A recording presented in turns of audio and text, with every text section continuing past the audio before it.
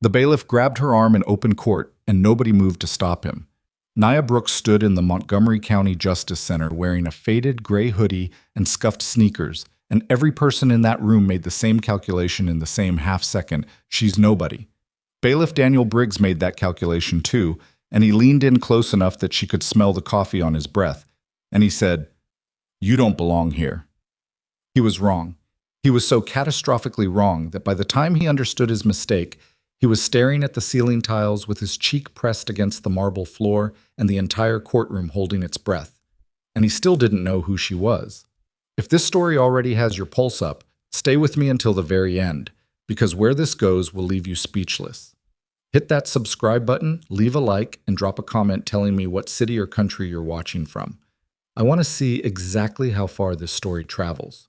The morning started the way most bad mornings do, quietly, with no warning at all. Nia Brooks arrived at the Montgomery County Justice Center at 8:47, 13 minutes before her nephew Marcus was scheduled to appear in Courtroom 4B for a traffic citation that had somehow, through a chain of bureaucratic misfortune, escalated into a mandatory court appearance. She hadn't planned to be there. Marcus had called her 2 nights before, voice doing that specific thing it did when he was trying to sound unbothered but wasn't, and she'd said she'd come. That was the whole conversation. She didn't make a thing of it. She went through security, put her phone in the tray, walked through the metal detector without incident, collected her things on the other side. The guard at the scanner didn't look at her twice. Nobody did. That was something Nia had spent years learning to count on, and she'd never entirely stopped using it, even now, even here, even dressed like someone who'd picked her outfit from the clean pile at the bottom of a laundry basket. The hoodie was gray, washed too many times, the drawstrings long gone. Her jeans were dark and straight cut. Her sneakers were New Balance, several years old, the white gone the color of old bone. She wore no jewelry except a small watch with a scratched crystal face and a rubber band. Her hair was pulled back in a way that suggested she'd done it in the car. She looked like a woman who worked a long shift somewhere and hadn't quite caught up on sleep. She looked, in every way that mattered to a casual observer, like someone of no particular consequence. Courtroom 4B was on the second floor. She took the stairs, found a seat on a wooden bench near the back wall, and sat with her hands loose in her lap. The room was about a third full. Overhead fluorescent lights hummed at a frequency that most people tuned out within 30 seconds. Nia noticed it and filed it away and let it go. Marcus came in through a side door with the public defender, a young woman in a suit that still had the dry cleaning crease in the sleeves. Marcus spotted Nia across the room, and something shifted in his posture. Shoulders dropped half an inch, jaw unclenched. He was 22 and trying to look older than that, and the trying showed. He gave her a small nod. She gave him one back. That was when she noticed the bailiff. Daniel Briggs was not a man who moved through a room quietly. I was brought across the shoulders, carrying the extra weight of a man who had once been physically formidable and was now sustained more by habit and authority than by conditioning. He had the particular gait of someone who had learned early that size, and a badge cleared most paths before him, and he walked like he expected corridors to widen. He stood near the side wall with his arms crossed and his eyes moving across the gallery in a slow, proprietorial sweep. His eyes found Nia and stopped. She didn't look away. She wasn't looking at him with any particular expression.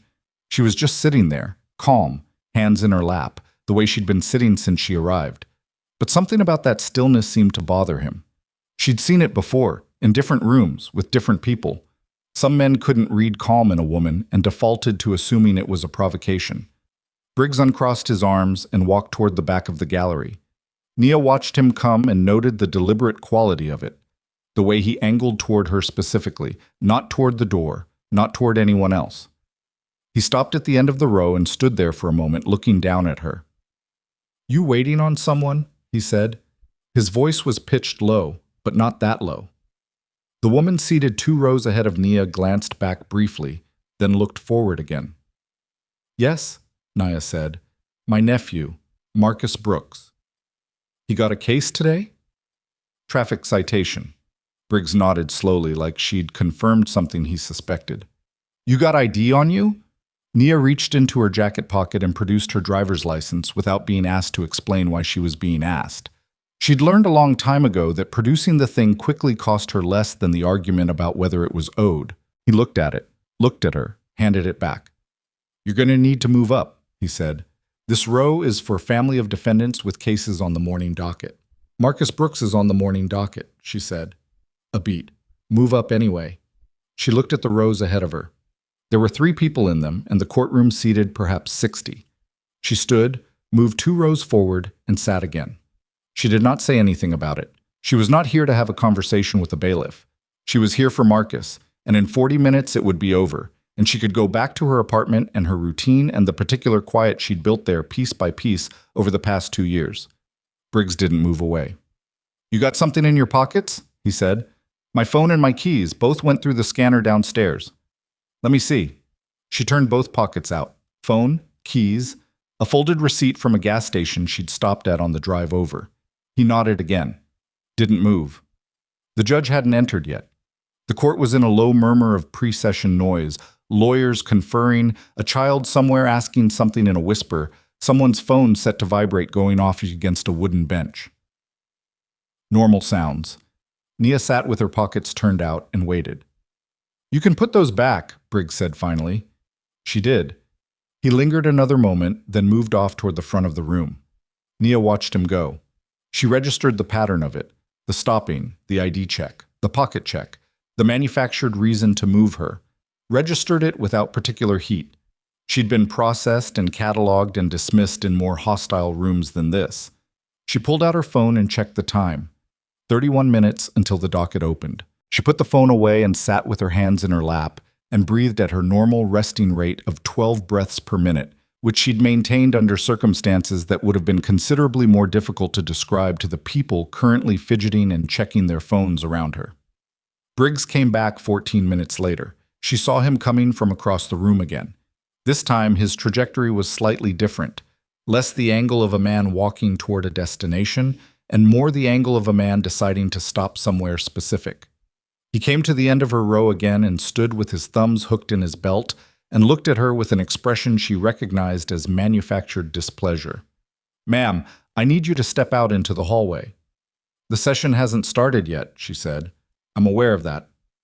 "Is there a problem?" "Step out into the hallway, please." The please was an afterthought, attached to the sentence the way someone attaches a signature to a letter they've already written and sealed. Nia looked at him for a moment, not challenging, just reading, then stood. Marcus was watching from the front. His public defender touched his arm and said something, and he looked forward again. Nia followed Briggs to the hallway. He let the door close behind them. The corridor was white-walled and institutional, with a water fountain and a bulletin board covered in outdated notices. A clerk walked past with a file box. Otherwise, they were alone. "I've had a complaint," Briggs said. "From who?" "That's not your concern. There's been a concern raised about your behavior in the courtroom." She looked at him steadily. "I've been sitting quietly on a bench for 40 minutes. The nature of the concern. What is the complaint?" she said. Not aggressive, not loud, just specific. Something moved across his face. A flicker of something. Not quite irritation, but adjacent to it. He was a man accustomed to being the one who asked the questions, and she'd interrupted his setup without raising her voice, and that apparently required recalibrating. "Ma'am, I need you to understand that this is my courtroom, and I decide who has a right to be in it." "I have a right to be there for my nephew's hearing," she said. "That's established in—" "What I need you to understand," he said, and his voice had dropped now, taken on a texture that was less official and more personal, "is that people like you come in here thinking you can just sit anywhere you want and nobody's going to say anything." He stepped half a foot closer, not touching her, not quite, just repositioning. "I don't care what the rules say. I see you in there taking up space and eyeballing me, and I'm telling you right now that's not going to work." Nia was quiet for a moment. "People like me," she said. "Don't make this into something it's not." "You said people like me." He held her gaze. "You know what I meant." She did. She'd known what he meant from the first time he'd walked over to ask for her ID when nobody else in that gallery had been asked for theirs. She'd known what he meant, and she'd handed it over anyway, and moved her seat anyway, and followed him into the hallway anyway, because she was here for Marcus, not for this, and she'd learned the arithmetic of choosing her moments down to a decimal point. But he was still talking. "You're going to go back in there, you're going to sit in the back row, and you're going to keep your mouth shut. And when your nephew's case is called, you're going to watch it from where I put you, and then you're going to leave. That's how this is going to go. Or, she said, or I have you removed. She looked at him. He was standing close enough now that she could have described the color of each individual blood vessel in his left eye. He was using his size the way people use the weather, as a fact of the world, inevitable, requiring adjustment. I'll go back in, she said. I'll sit where you tell me. I'm here for Marcus. Something passed through his expression that was almost satisfaction. He nodded and reached out, not to take her arm exactly, but to gesture her back toward the door in a way that involved his hand making contact with her shoulder, a steering kind of contact, proprietorial, designed to communicate a category. She stepped back out of reach. One step, smooth, and he was no longer touching her. It wasn't dramatic. It wasn't aggressive. It was the movement of someone who simply will not be hurted, expressed in physical terms so clean and efficient that it took him a full second to process that it had happened. His jaw tightened. You need to not do that, he said. I'd prefer not to be touched. I'd prefer not to be touched, she said again. Same tone, same pace. He looked at her for a long moment. Then he moved toward the door and held it open, and she walked back into the courtroom and sat in the back row. And he took up his position near the front wall, and for the next 11 minutes, nothing happened except the ordinary machinery of the judicial system preparing to run its ordinary course. Judge Miriam Stokes entered at 9:02, and the room came to its feet, and the docket began. Marcus's case was the fourth one called. It was straightforward, 2 camera violations and a registration lapse, all of which his public defender, whose name was Tara Kim, had clearly spent time preparing for. The exchange was brief and went well. The judge reduced the fine, assigned a traffic safety course, dismissed the registration issue with documentation. Marcus exhaled so visibly that even Judge Stokes seemed to notice. Nia allowed herself a small internal acknowledgement that this was over and she could leave. She was reaching for her bag when Briggs materialized at the end of her row again. You need to come with me, he said. The woman next to Nia looked up. People in the surrounding rows began to notice. The hearing's concluded, Nia said quietly. I said come with me. On what basis? He reached out and grabbed her upper arm. What happened next took approximately 2.5 seconds, and anyone watching who had no frame of reference for what they were seeing would have described it in different ways afterward. Some said she just seemed to move and then he was on the floor. Others said it was like watching a physics demonstration. One woman in the third row would later tell investigators that it was the quietest thing she had ever seen, which was an unusual thing to say about a man hitting marble, but she maintained it was accurate. Nia stepped into the grab rather than away from it, used the rotation of his own arm to redirect the force downward and outward, pivoted behind his lead shoulder, and applied controlled pressure to 2 specific points on his wrist and elbow simultaneously. I went down not because she threw him, she didn't, but because the alternative was a torn ligament, and his body chose the floor. He landed hard, not dangerously. She'd been precise about that. She took 1 step back and stood with her hands open at her sides. Do not move, she said. The voice she used was not the voice she'd been using for the last hour. It was very calm and very clear, and it came from a part of her that had not had to surface in quite a while. And it carried in it the flat authority of someone who had issued this particular instruction in circumstances that made this one look simple. The courtroom was absolutely silent. Briggs lay on his side with his arm at an uncomfortable angle, staring up at her, and for the first time since she'd walked through that metal detector, his face had an expression on it that she hadn't put there deliberately. It was the expression of a man who has just discovered, at significant personal cost, that he had miscalculated something fundamental. Judge Stokes was on her feet. 3 other officers came through the side door at a run. Marcus was standing at the defense table with his mouth open. Tara Kim's hand was on his arm. Nia kept her hands open and visible and didn't move. Briggs sat up slowly, cradling his wrist, his face cycling through pain and humiliation, and already, even now, something calculating. He looked at the officers coming toward them. He looked at the gallery watching. And then, in a voice loud enough to carry clearly through the settled silence of the courtroom, he pointed at Nia and said, She attacked me. Arrest her. The officers looked at Nia, then at Briggs on the floor, then at the judge. Judge Stokes said, Nobody move. And then she said, I want to see the camera footage. Right now. Briggs's face did something complicated. He stood carefully, still holding his wrist, and said, "Your Honor, I'm the victim here. This woman is dangerous. She needs to be—" "I said nobody move," Judge Stokes said, and her voice was the kind of voice that had spent 23 years deciding things, and the room obeyed it. Nia stood with her hands at her sides and waited, and her breathing was still 12 breaths per minute, and the fluorescent lights above them still hummed at that frequency most people couldn't identify. And somewhere across the room, Marcus was staring at his aunt with an expression she hadn't seen on his face since he was about 9 years old and had watched her do something he couldn't explain. The court officer returned from the AV room with a tablet connected to the security system. He walked it to the judge's bench. Judge Stokes bent over it, and 2 other officials crowded behind her, and the courtroom waited. Briggs shifted his weight, once, then again. He was a man who had built a version of this room where he was untouchable, and some part of him was still running the calculation on how to get back to that version of events, how to build a story around what had just happened. That ended the way those stories usually ended for men like him in rooms like this. He looked at Nia. She was looking at the judge. She wasn't looking at him at all. Judge Stokes straightened up from the tablet. She looked at Briggs, then at Nia. Then she said very quietly to the court officer standing nearest, "Get me the department supervisor and find out who this woman is." One of the arresting officers stepped toward Nia with his cuffs out because the machinery of the situation was still running on Briggs's version of it. She'd been accused. She needed to be processed. That was procedure. Nia put her hands behind her back without being asked and let them do it. Marcus took a step forward, and Tara Kim caught his arm again, harder this time. "That's my aunt," he said. "I know," Tara Kim said. "Let the judge work." The cuffs went on.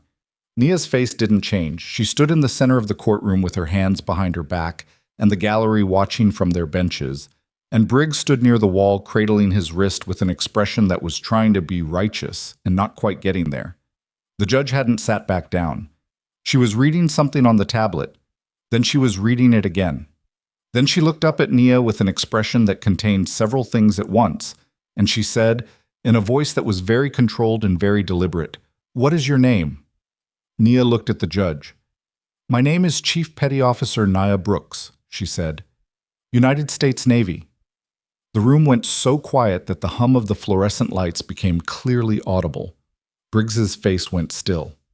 "Naval Special Warfare," Nia added, because she felt the completeness of the truth mattered here, in this room, in front of these people, for reasons that had nothing to do with her pride and everything to do with what he'd done and who he'd thought he could do it to.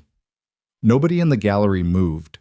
The officer who'd put the cuffs on her was looking at Judge Stokes. Tara Kim's hand had released Marcus's arm. Marcus was looking at his aunt like he was seeing a version of her he hadn't known existed, which was because he was. Judge Stokes set the tablet down on the bench. She looked at Bailiff Daniel Briggs for a long time without saying anything, and he stood there under the weight of that look. And his manufactured righteousness was dissolving into something else. Something he wasn't used to feeling in a room where he'd always been the one with the badge and the authority and the door that opened when he said it did. "Officer Briggs," the judge said. He straightened reflexively, still operating on muscle memory. "You're going to want to be very careful," she said, "about what you say next." Briggs opened his mouth, closed it, opened it again. "Your Honor, I don't know what she's claiming, but I was in the performance of my duties when I watched the footage," Judge Stokes said. She didn't raise her voice. She didn't need to. "Twice." The word "twice" landed in the room like something dropped from a height, and everyone heard where it hit. Briggs shifted his weight again. He was doing that thing people do when the story they've built starts developing structural problems, talking faster, filling gaps with volume, hoping momentum would substitute for substance. "With all due respect, Your Honor, video doesn't always capture full context. And what happened was, I approached the individual in the gallery based on observed behavior that—" "Officer Briggs," he stopped. "The footage shows you approaching this woman 4 times before the incident," the judge said. "It shows you removing her from the courtroom under no stated cause. It shows you grabbing her arm." She paused. "It shows everything." The gallery was stone quiet. Not the anticipatory quiet of people waiting for something to happen, but the denser, more charged quiet of people who had understood that something already had. Nia stood with her hands cuffed behind her and watched Briggs recalibrate in real time. She'd seen it before, not in courtrooms, but in other places, in situations where the man who'd been driving the situation suddenly found the road gone out from under him. Some men got loud, some went cold. Briggs was going pale, which meant he was running numbers and didn't like what they were adding up to. The supervising officer arrived through the back door at a half-jog, slightly out of breath, a compact man in his 50s named Lieutenant Gareth Holloway. He took in the room, the gallery watching, Briggs near the wall, the woman in cuffs at the center, and went immediately to Judge Stokes. They spoke in low voices.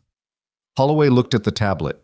His expression didn't move much, but something in his posture changed on the second viewing. He straightened slightly and looked at Briggs with an expression that was not surprise so much as confirmation of something he'd been trying not to confirm for a while. He walked to the officer with the cuffs. "Take those off," he said quietly. The officer glanced at Briggs. Just for a fraction of a second, reflex more than decision, and Holloway caught it. "Now," he said. The cuffs came off. Nia brought her hands forward and rolled her left wrist twice, working out the compression. She didn't say anything. Marcus had made it to the aisle now, the case fully concluded, and he was standing 12 feet away looking at her with an expression that had cycled through shock and landed somewhere she couldn't quite name. She gave him a small shake of the head. "Stay there, I'm fine." And he stayed, though it looked like it cost him something. Briggs said, "Lieutenant, I need to—" "Don't," Holloway said, not harshly, almost quietly. "Don't talk right now, Daniel." The use of his first name was worse than any formal reprimand would have been. Briggs's jaw worked silently. Judge Stokes descended from the bench, which was not something she did lightly, and which the court officer to her left seemed surprised by. She came to the floor of the courtroom and stopped in front of Nia and looked at her with the direct assessing quality of someone who had spent decades sorting what was true from what was presented. "Chief Petty Officer Brooks," she said. "Ma'am?" Nia said. "Are you injured?" "No, ma'am." The judge looked at her wrist. The skin there was red, a shallow bracelet of pressure from the cuffs, and before that from Briggs's initial grab. Nia noticed the judge noticing. "I'm fine," she said. Not defensive, just accurate. "I need a formal statement from you," Judge Stokes said. "Not now, not in this room. Today, if possible. Lieutenant Holloway is going to facilitate that." She glanced toward Holloway, who gave a short nod. "I want the full record." "Yes, ma'am." The judge looked at her for another moment. There was something in the look that wasn't pity. Nia would have felt that differently, but something closer to the recognition of a specific kind of wrong that had been done in a room where that judge had authority, and the cold resolve to account for it properly. Then she turned back toward the bench, and the machinery of the court shifted back into motion around her, and Briggs was left standing near the wall with the lieutenant who was no longer looking at him like a subordinate looks at a colleague. The formal interview happened in a third-floor conference room that smelled of dry erase markers and old carpet. It was Holloway, a court administrator named Patricia Duval, and a recorder. Nia sat across from them in a chair with a loose leg that rocked slightly every time she shifted her weight. She did not shift her weight. She told them what happened. She told it in sequence, without editorializing, the way she'd been trained to report. She told them about the ID check no one else received, about being moved for no stated reason, about the hallway conversation and what Briggs had said in it, about the grab and what she'd done in response. She told them about the cuffs going on. Duval was taking notes by hand, and at one point she stopped writing and looked up. "He said people like you?" "Yes," Nia said. "And when you asked him to clarify?" "He told me not to make it into something it wasn't." Duval and Holloway exchanged a look that was brief and loaded, and then they both looked back at their notes. Holloway asked about her service record, not in a challenging way, more as a formality for the documentation, because once it was in the record, it was in the record.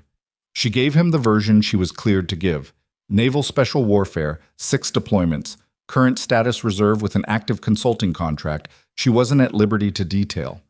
He didn't push on the last part. He'd been around long enough to know which doors not to knock on. "One thing I need to ask," Holloway said toward the end. He hesitated, which she noted because he hadn't hesitated on any of the other questions. "What you did. The takedown. Where did you learn that?" "Which part?" "Part. Any of it." She looked at him. The Navy. He nodded slowly and wrote something down, and she had the impression he was writing down less than what he was thinking. The interview ran 90 minutes. At the end of it, Duvall gathered her notes and said she'd be recommending an immediate internal review. Holloway told Nia he'd need her contact information and that she should anticipate a follow-up from both the department's Internal Affairs Division and potentially from the court's own oversight body. She gave him her phone number and the address of the apartment, and he wrote it down and then looked at it for a moment as though he was still processing the morning. "Chief Petty Officer Brooks," he said as she stood to go. She waited. "Briggs has been here 11 years, he said. He wasn't making an excuse. He was saying something else, something she understood without him having to finish the sentence, that it had been 11 years of this, that complaints had probably existed, that they'd gone somewhere and not come back, that she was not the first person who'd been steered to a different seat or asked for identification nobody else had to produce. "I know," she said. He looked uncomfortable with that, which was an appropriate response to it. She left the room and found Marcus waiting in the hallway, sitting on a hard plastic chair with his elbows on his knees and his phone face down in his hands. He looked up when she came out and stood fast. "Are you okay?" he said. "I'm fine." "Aunt Nia, Marcus, I'm fine." She looked at him. He had her sister Delia's eyes and their father's jawline, and he was 22 years old and had just watched something he was going to be processing for a while. "Your case went well. I don't care about my case right now." "You should. The fine is reduced and the registration thing is dropped. That's a good outcome." He stared at her. "How are you?" "You're doing the thing where you just move on." "I'm not moving on. I'm telling you the case went well." "You were in handcuffs," he said, and his voice broke slightly at the end of that, which she hadn't anticipated, and it landed somewhere in her chest in a way that required a moment to accommodate. "For about 4 minutes," she said, and then, because he was still looking at her with Delia's eyes and his jaw working, she put her hand on his shoulder briefly. "I've been in worse rooms than that one, Marcus. A lot worse." He looked at her hand on his shoulder, then at her face. Then he said, "Did you know he was going to grab you?" "I had an idea." "And you just—" "I handled it." "You put him on the floor." "He's a large man. The floor was the fastest route to non-escalation." She paused. "And he was grabbing my arm." Marcus looked like he wanted to say about 12 more things and was having trouble deciding which one to start with. Then Tara Kim came around the corner with her briefcase and stopped when she saw them. "Ms. Brooks," she said, looking at Nia, "I just wanted to say I'm going to be following whatever happens with Briggs very closely. If there's anything you need on the legal side, from a civil standpoint—" "Thank you," Nia said. "I mean it. What he did in that courtroom—" Tara stopped herself. "Anyway, here's my card." She held it out and Nia took it. "Call me." Nia looked at the card. Then she put it in her pocket. She drove home alone, Marcus following in his own car until their routes diverged at the junction on Harker Street. She watched his turn signal in her rearview mirror, right where she went left, and then he was gone. The city moved past her windows at 35 miles per hour, ordinary and indifferent. A dry cleaner, a tire shop, a row of apartment buildings with laundry hanging from the fire escapes of the ones that didn't care about the fine. She parked in her space and sat in the car for a moment without getting out. The morning had the quality of something that had run slightly ahead of schedule. She'd planned to be home by 10:15.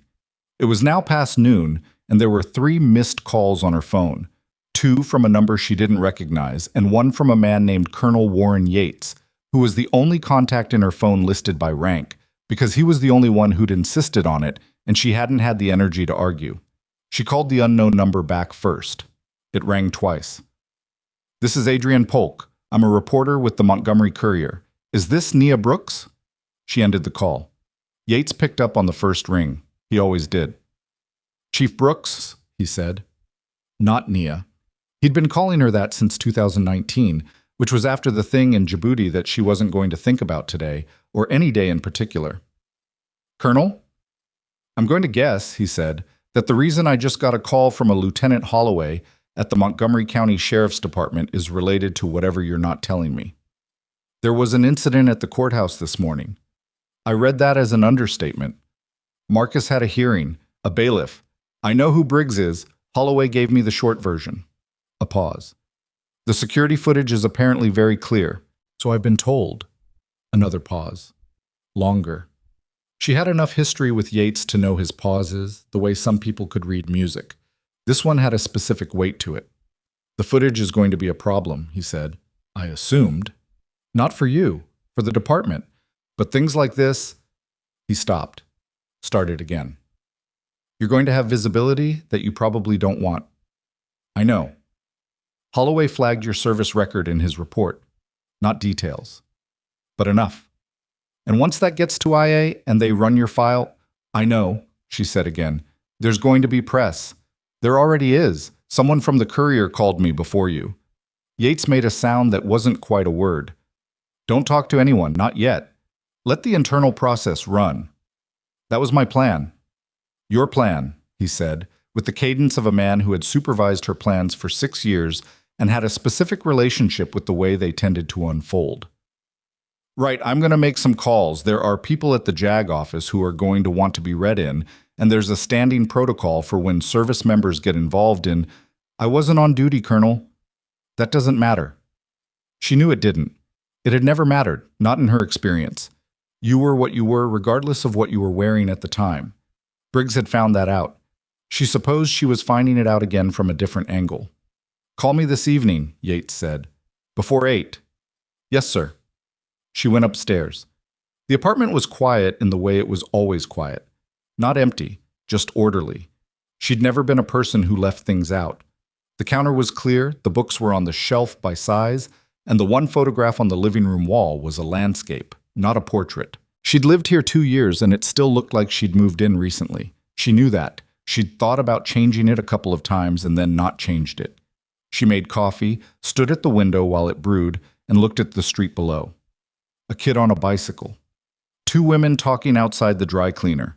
Ordinary Saturday afternoon traffic doing its ordinary thing without reference to anything that had happened on the second floor of the Montgomery County Justice Center that morning.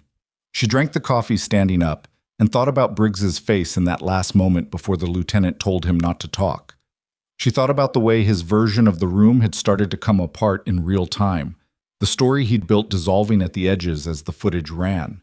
She'd seen men at that moment before, men who had organized their world around a certain understanding of power and consequence, and who discovered that the world didn't always confirm that understanding. Some of them adjusted, most of them didn't. Her phone lit up on the counter, a text from a number she didn't have saved. This is Patricia Duvall from the court administrator's office. A request has been filed from Briggs's union rep to suppress the security footage pending internal review. Judge Stokes has denied the request. Thought you should know. She read it twice and set the phone down. Then she picked it up and read it a third time because the second half of that text contained a specific detail that shifted the shape of the morning considerably. Filing a suppression request meant someone, the union rep, or Briggs, or both together, had moved fast, had made calls, had already decided that the footage was the problem and that making it disappear was the solution, and had acted on that before the afternoon was even old. Which meant Briggs still thought he had enough pull to make that work. Which meant there was a structure around him, a web of it, colleagues and favors and people who'd looked the other way 11 times before and saw no reason to stop now. That was already activating on his behalf. Stokes had denied it.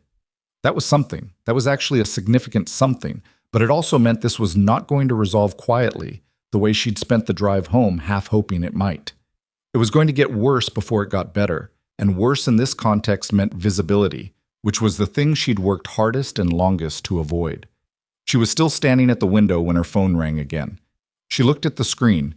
It was not the Courier reporter. It was not Yates. It was not Marcus or Tara Kim or anyone she'd given her number to that morning. It was a DC area code she recognized as the one attached to the office of the Naval Inspector General.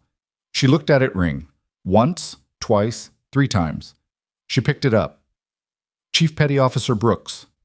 The voice on the other end was measured and unhurried, a woman's voice, with the particular quality of authority that comes not from volume, but from the habit of being listened to. My name is Commander Adaeze Nwosu. I'm with the Office of the Naval Inspector General. I understand you had a situation this morning at the Montgomery County Courthouse. Yes, ma'am. I've been reviewing the preliminary report from Lieutenant Holloway, Commander Nwosu said, and the security footage. A beat. We have some concerns. Nia waited. Not about you, Chief Brooks, Nwosu said, and her voice shifted slightly, took on a precision that was different from her opening tone. About what was in the footage after the incident, specifically the section that runs from approximately 9:47 to 9:52, where an individual in civilian clothes can be seen near the court's AV access panel. Another pause. An individual that our preliminary analysis suggests was not a member of the court staff and was not there for any scheduled proceeding. Nia was quiet for a moment. The street below continued its ordinary afternoon business. The kid on the bicycle had made the corner and disappeared. Who was? She asked. That, Commander Nwosu said, is the question we'd like to discuss with you in person, as soon as possible. Another pause, shorter. I think you may know more about this than you realize, Chief Brooks. In person, Nia repeated. Yes. I can have a car to your location within the hour if that works. She looked at the window, the dry cleaner, the two women still talking, one of them now gesturing with both hands about something that mattered to her. The kid on the bicycle was long gone. It works, Nia said. The car arrived in 53 minutes, which she noted because it meant Nwosu had dispatched it before the call ended, possibly before the call began. A black government sedan, no markings, driven by a man in civilian clothes who introduced himself as Petty Officer Second Class Reeves and said nothing further. She sat in the back with her hands in her lap and watched the city give way to the federal corridor that stitched Montgomery County to the district line, the buildings getting taller and more anonymous, the traffic thickening and then suddenly, inexplicably, clearing the way it sometimes did on a Saturday when the usual weekday volume was absent and the roads felt like they belonged to someone else. They pulled into an unmarked parking structure off a street she didn't know by name but recognized by type, the kind of block that existed in the margins of federal Washington, close enough to matter, anonymous enough to be useful. She followed Reeves through a side entrance and up 2 flights and into a room that was set up as an office but felt like a conference room that had been converted recently. A folding table, 4 chairs, a whiteboard with nothing on it, 2 laptops, and a coffee maker on a cart in the corner that appeared to be the most permanent fixture in the space. Commander Adaeze Nwosu was already standing when Nia came in. She was roughly Nia's height, perhaps 40, with close-cropped natural hair and the kind of posture that suggests not military training specifically, but the particular carriage of someone who has spent a long time being the most prepared person in a given room and has learned to let that fact speak for itself rather than announcing it. She wore civilian clothes, dark slacks, a gray blouse, and no visible rank insignia, which was either oversight or decision, and Nia's red was decision. Chief Brooks, she said, and extended her hand. Her grip was direct and brief, the shake of someone who'd long since stopped calibrating handshakes by audience. Commander. Sit, please. Nwosu gestured to the chair across the table from her. Reeves took a position near the door, but not quite against it, which Nia categorized as waiting rather than guarding. There was a third person in the room, a man in his mid-30s at the second laptop, introduced as Specialist Hayden from the IG's Forensic Analysis Unit, who looked up briefly and nodded, and then looked back at his screen. Nwosu set a tablet on the table between them and turned it so Nia could see the screen. The image was paused security footage, different angle from the one Judge Stokes had reviewed, wider, covering the back of the courtroom and part of the hallway beyond the AV access panel. This is feed 3, Nwosu said.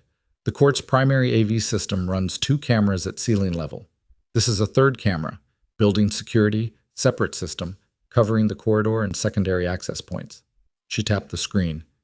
The court was not aware it existed. It's part of the county's building infrastructure, different department, different data storage. Nia looked at the frozen image. A figure in the background near the AV panel, slightly blurred from the angle, but clearly adult male, civilian clothing, a lanyard that caught the light without its text being legible. Who found it? Nia asked. Hayden, Nwosu said, and the man at the laptop gave a small acknowledgement without looking up. He ran a cross-system check when we got the initial report.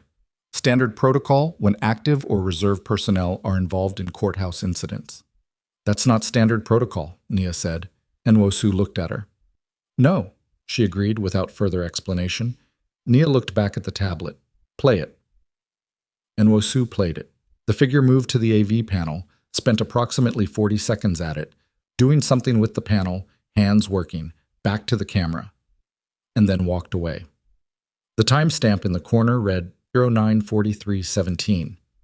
The incident in the courtroom had begun at approximately 09:38 and had concluded by 09:45.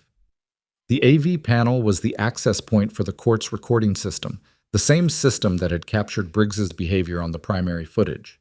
She understood what she was seeing. Someone tried to access the recording, Nwosu said. The attempt was partially successful. The primary file was flagged for administrative hold, which in this system means it gets queued for deletion within 72 hours under a maintenance protocol. It's an obscure function, not documented in the public manual. Someone who knew the system. Did it work? No, because Lieutenant Holloway had already authorized a copy to be transferred to the department server before the flag was entered. The original is still intact, and the copy is secured. Nwosu paused. But the deletion flag tells us two things. One, someone knew the footage existed and what was on it before the lieutenant's report had been formally filed. And two, someone had enough access to that specific panel and enough technical knowledge of that specific system to attempt to remove it. Nia sat back slightly. Not far. An inch. Maybe less. Briggs was in the courtroom from 9:43 to 9:52. We've confirmed that from multiple witnesses and from the primary footage itself. Nwosu leaned forward and tapped the freeze frame on the figure near the panel. This is not Briggs. The room held that for a moment. Hayden's fingers moved across his keyboard in a quiet, rhythmic series of keystrokes. Who is he? Nia asked. We have a partial facial reconstruction from the angle. It's not sufficient for a confirmed ID on its own. But the lanyard, Nwosu zoomed in on a specific frame, has a badge ID number that Hayden caught on an enhanced still. We ran it. She pulled up a second image on the tablet. It belongs to a man named Terrence Grawl, civilian contractor, assigned to county facilities management. Officially, he does HVAC maintenance and building systems work. She set the tablet down. He has no disciplinary record, clean background, unremarkable file in every respect. But, Nia said, his contractor ID was originally sponsored by a county commissioner named Russell Veck. Nwosu's tone remained level. Commissioner Veck serves on the oversight board that handles disciplinary reviews for the sheriff's department, including, historically, complaints filed against bailiff staff. Nia looked at her. Nwosu looked back. How many complaints against Briggs? Nia asked. Nwosu opened a file on her laptop and turned it. Nia counted the entries. She stopped counting at 11. Dismissed, Nwosu said. Every single one. Over 9 years spanning 3 different complainants, 3 different incidents with documented witnesses, 2 with medical records, all dismissed at the review level. She closed the laptop. Commissioner Veck chaired 4 of those review panels. The coffee maker on the cart made a sound, and Nia looked at it briefly before returning her attention to Nwosu. This is bigger than Briggs, she said. Yes. How long have you been looking at this? Nwosu paused. This specific thread, since this morning, but adjacent threads tangentially, a while. She folded her hands on the table. What happened to you today, Chief Brooks, is not an isolated incident. Briggs has a pattern. Veck has a pattern. The dismissals have a pattern. We've been watching for a thread that connected them cleanly enough to pull. She stopped. You were that thread. The words were landed with a particular weight that Nia took a moment to examine. Not are. Not might be. Were past tense, like the thread had already been pulled and something was already in motion. What do you need from me? She said. Your formal statement on record, which you've already given to Holloway and which we'll be accessing. Your consent to be named in a formal IG complaint, which widens the scope of the investigation from a single misconduct case to a potential civil rights and obstruction case. Nwosu's voice didn't change its register. And one more thing. She reached into the folder and set a photograph on the table. Not from the courthouse footage. This was a different image. A still from what looked like street-level surveillance in different quality. The kind of camera angle that captures the sidewalk in front of a business without intending to capture anything specific. 2 men talking outside a building. One was Grawl. The other was a man Nia looked at for a long 3 seconds. Do you recognize him? Nwosu asked. No, she said. His name is Vincent Pruitt, former Army, Honorable Discharge 2017, worked in private security for several years after. He currently works for a company called Vantage Protective Solutions. They hold a contract with the county for, Nwosu paused, courthouse security consulting. Nia looked at the photograph for another moment. Then she looked up.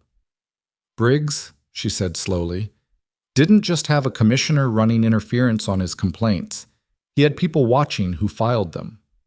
Nwosu said nothing, which was its own kind of answer. And this morning, Nia continued, when I came into the building, when I went through security, we believe Grawl flagged your entry, Nwosu said.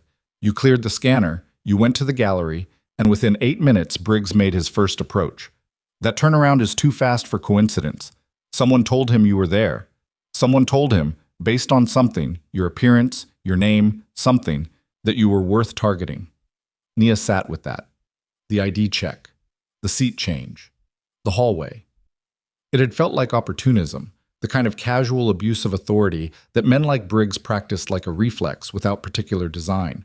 And some of it was that, but not all of it. You said I was the thread, she said. What does that mean exactly? Nwosu folded her hands again. It means you were not a random selection. We don't yet know why you specifically were flagged, but we know you were. And we know that the attempt to suppress the footage happened within 6 minutes of Holloway filing his preliminary report, which was not a public document. She looked at Nia directly. Someone inside the department structure read that report in real time and mobilized immediately. That is not the behavior of a bailiff trying to cover a bad morning. That is an organized response. The silence in the room had a specific texture now, not the silence of people waiting for something to happen, but the silence of people sitting inside something that was already happening and calculating its edges. Reeves, near the door, shifted his weight without appearing to. Hayden's keyboard had gone quiet. I need to call Colonel Yates, Nia said. He's been briefed, Nwosu said. He called us, actually, about 40 minutes before I called you. Something that was not quite a smile moved across her face briefly. He said, and I'm paraphrasing, that you have a history of walking into rooms without knowing everything in them and still managing to be the most consequential person present. Nia said nothing. He meant it as a compliment, Nwosu added. I know how he meant it. She was in that building for 3.5 hours. When she came out, the light had changed the way it does in late afternoon, going gold and slightly flattened, and the parking structure had emptied except for the government sedan and a county vehicle. She didn't remember being there before. Reeves drove her back. He didn't ask how it had gone, which she appreciated. On the drive, her phone collected 4 missed calls and a text from Marcus that said, You good?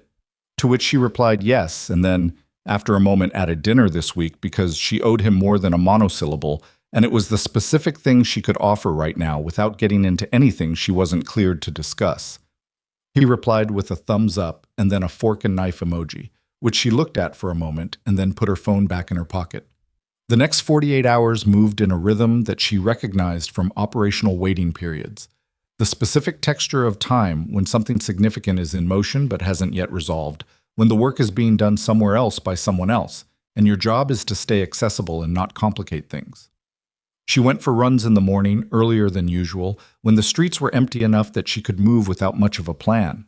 She cooked, badly, because she'd never entirely learned to cook well, and had made peace with that. She called her sister Delia on Tuesday morning, kept it general, asked about the kids, heard about a school thing Marcus hadn't mentioned. On Wednesday, Nwosu called. Hayden confirmed the ID on Pruitt, she said without preamble, which Nia had come to recognize as her default mode. We also have phone records, not contents, just metadata, showing 17 contacts between Pruitt and Briggs's personal cell in the 60 days prior to Saturday. Average call duration under 3 minutes. Consistent pattern of operational check-ins rather than personal communication. They were coordinating. Regularly and deliberately, Nwosu paused. Commissioner Vek's office issued a statement this morning calling for a full independent review of the courthouse incident, which, if you didn't know he was involved, would read as a good governance response. But the statement also included language requesting that the footage be kept out of public release pending review. Damage containment. Attempted. Judge Stokes filed a counter-motion 2 hours later authorizing the release of the footage to the IG's office and the county's Civil Rights Division. Another pause. The footage is now also in the possession of 3 journalists. Nia was quiet. That wasn't us, Nwosu said. Holloway? Possibly. Or someone else in the courthouse who had access to the copy and their own opinion about how this should go. The commander's voice stayed neutral. It's going to be public by tomorrow morning. Nia leaned against the kitchen counter. The coffee maker was running, the only sound in the apartment. How much of my background is in the current reporting? Name, rank, Naval Special Warfare affiliation, no operational details. Yates handled that part. A beat. You're going to be visible, Chief Brooks. I want to prepare you for that. You said that on Saturday. I'm saying it again because now it's 24 hours away instead of hypothetical. She looked at the coffee maker. What do you need me to do?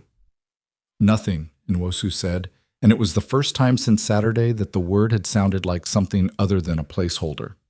That's what I'm calling to tell you. The IG investigation is formally open. Civil Rights Division is engaged. JAG has a representative read-in. The evidence trail is clean, the witnesses have given statements, and the footage is secure in multiple locations. You don't need to do anything. For once, and I say this with full awareness that it's not a posture you're comfortable with, you don't need to be the one in motion. Nia looked at the window. The dry cleaner was closed today, shuttered, a note in the door she couldn't read from here. Briggs, she said, administrative suspension as of Monday, with pay, because that's procedure, which I understand is irritating. The union's fighting it, but they're fighting it uphill. Vec. Under review, quietly. That's going to take longer. Nwosu's voice carried something that wasn't quite apology, but was adjacent to it. The specific tone of someone who knows that longer is the word a victim hears differently than an investigator does. The structure he's part of didn't build overnight. It doesn't come apart overnight. I know, Nia said. She did know. She'd spent enough of her career inside structures, the military's own version of them, with their own internal codes about what got reported and what got absorbed, to know exactly how they were maintained and exactly how long their dissolution took and how many people got ground up in the interval. The footage goes public tomorrow, she said. Yes. And my name goes with it. Yes. She poured her coffee, let the silence sit for a moment. Chief Brooks, Nwosu said, are you all right with how this is moving? It was, Nia thought, a question that deserved an honest answer rather than an operational one. I'm all right with where it's going, she said. The pace is what it is.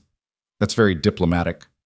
It's accurate. Well, the footage went public at 6:47 Thursday morning, released by the Montgomery Courier under a byline she didn't recognize, with a headline she saw on her phone while she was still in bed. Courthouse bailiff caught on camera assaulting Navy SEAL veteran. The word SEAL was technically imprecise, and she noted it and let it go. By 8 o'clock, 2 national outlets had picked it up. By 10, the number was 14. She turned her phone face down and went for a run. When she came back, Marcus had called twice. Tara Kim had sent a text. There were 6 voicemails from numbers she didn't recognize, which she deleted without listening, and one from Yates that said, call when you're ready, no urgency in the tone of a man who absolutely considered it urgent, but was being tactical about it. She showered, made coffee, sat at the kitchen table with the phone face up and looked at it. The stories she'd seen were accurate in the broad strokes. The footage spoke for itself. That was the thing about footage, which was why someone had tried to delete it. The stories mentioned Briggs's history in general terms, the departmental pattern, Holloway's report. A few mentioned the IG investigation without details. One mentioned Vec by name, carefully, in a paragraph that was written to read like background without being libelous, the particular editorial calibration of a lawyer-reviewed piece that knew more than it was printing. What none of them had yet was Pruitt, or the phone records, or the suppression attempt, or the full shape of what Nwosu had laid out on a folding table in an unmarked building off a street she still didn't know the name of. That was still coming. She knew that. It was a matter of when the IG's investigation reached the point where elements of it became releasable, or when someone inside the structure made a decision about what they could no longer afford to protect. She was thinking about that, about the specific mechanisms by which these things cracked, which she'd observed from different angles and different contexts throughout her career. When her door buzzer sounded, she looked up. Not at the door, just up, which was what she always did, orienting. She went to the intercom. "Who is it?" The voice on the other end was not Reeves, not Holloway, not anyone she recognized. It was a man's voice, clipped and slightly breathless, as though he'd taken the stairs faster than was comfortable. "Chief Brooks, my name is Darian Osei. I'm a special agent with the FBI's Civil Rights Division out of the Baltimore field office." A brief pause. "I need to speak with you about Commissioner Russell Veck and about a man named Vincent Pruitt." Another pause, shorter. "And about the reason Pruitt flagged you specifically when you walked through that metal detector on Saturday morning." Nia's hand was still on the intercom button. "Because it wasn't random," Osei said, "and it wasn't your appearance or your name. Chief Brooks, they knew you were coming. Someone told them you'd be at that courthouse, and we've traced where that information came from, and when I tell you what we found, you need to be sitting down." Her hand stayed on the button for a count of 3. Then she pressed the door release.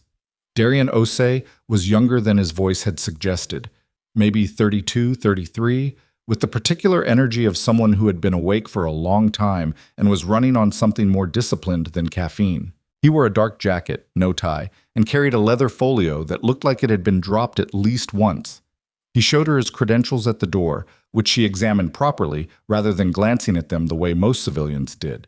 And he noticed that she examined them properly and filed it away in whatever category his mind kept for things that confirmed an existing picture. "Come in," she said. He came in. He looked at the apartment the way investigators always did, not intrusively, just cataloging, the reflex of a profession.